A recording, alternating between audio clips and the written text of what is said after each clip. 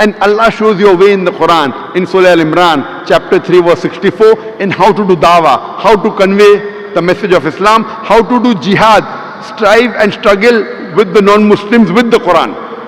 Allah says in Surah Al-Imran, chapter 3, verse 64, Kul ya ahlal kitab, say, O people of the book, ta'alaw ila kalimatin sawa'im bayna bainakum, come to common terms as us and you.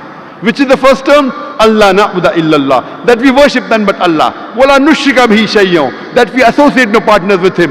Wala yattakhiza ba'duna ba'dan arbaban min dunillah, that we erect not among ourselves lords and patrons other than Allah. Fa'in tawallaw, if then they turn back, faqulu shadu, say ye bear witness, bi anna muslimun, that we are Muslims bowing our will to Allah.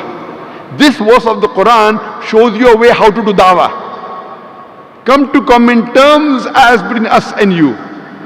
Come to commonalities, and you can use the same strategy to counter the media when they say Muslims are terrorists, Islam is a religion of terrorism.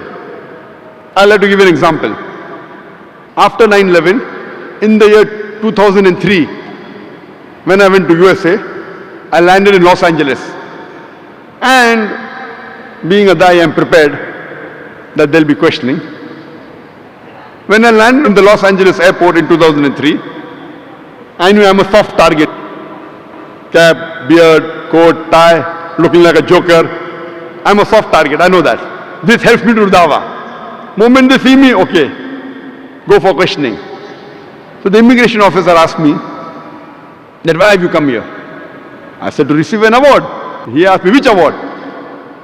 What do you do? I said, I spread truth.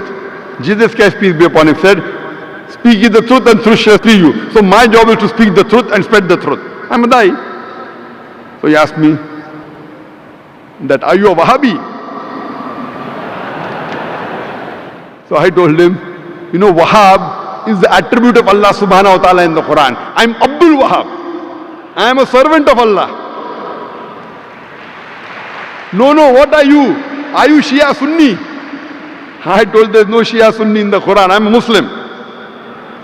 I told him Allah says in the Quran in Surah Anam chapter 6 verse 159, anyone who makes sex in the name of Islam, O Prophet, you have nothing to do with them.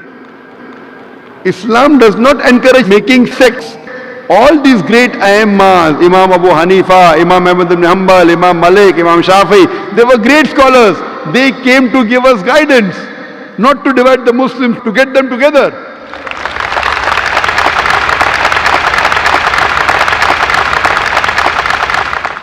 Then I was sent to the customs and I'm prepared. When they opened my bag, they found a DVD of mine, Terrorism and Jihad.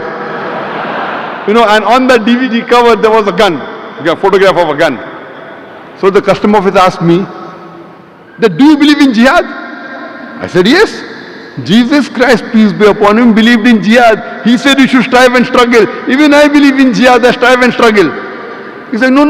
What I mean, that do you believe in killing? I said that Jesus Christ said, take the sword and fight in Gospel of Luke.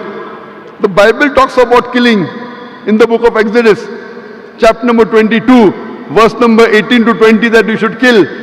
The killing and fighting is also prescribed in the Bible in the book of Exodus, chapter number 32, verse number 27 and 28. It's also mentioned in the book of Numbers, chapter number 31, verse number 1 to 18. In the Gospel of Luke, chapter number 19, verse number 27. In the Gospel of Luke, Jesus Christ, peace be upon him, said, chapter number 22, verse number 36, take the sword and fight. The customer officer asked me, sir, can we ask you one more question? So I just phoned my host who were waiting outside that don't worry, I'm just doing dawah here. I quote their scriptures to make them understand Islam.